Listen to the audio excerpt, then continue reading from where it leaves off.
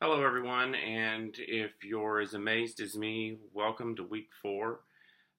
We are here this week to talk about work breakdown structures and change management, and just exactly what is a breakdown structure. It's a usually graphical documentation of how the higher level requirements are broken down into smaller chunks or more manageable units, which sometimes are referred to as work units. Generally, a work unit is something that can be accomplished in 80 hours up to 60 days.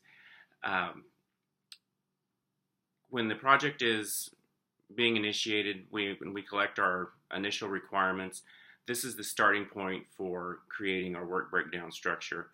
And you just take the higher level units or requirements and just begin to peel them back, sort of like an onion, getting to a smaller, more uh, manageable uh, piece of work.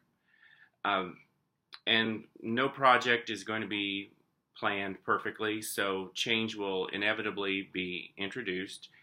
Um, Change management should be a fully documented process from the very beginning, and generally it's going to come into 4 stages.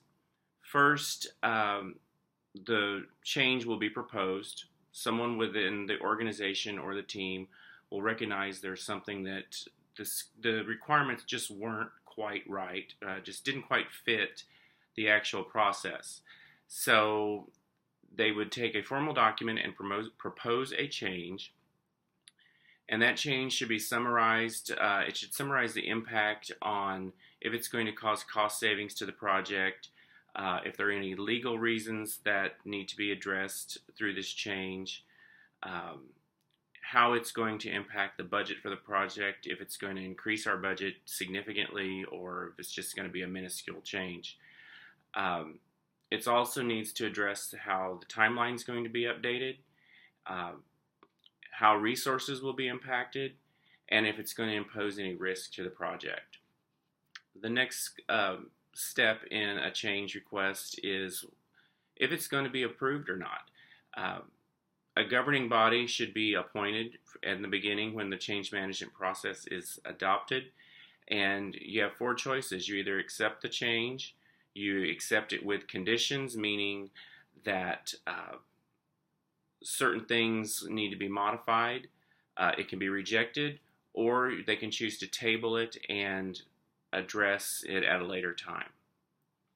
No matter what the decision point is for the change, it needs to be documented in a change log uh, to be included in the formal documentation for the project. For my team project, I'm part of the enterprise information system for a company called Service Construction Incorporated. And what we're tasked with doing is developing a new uh,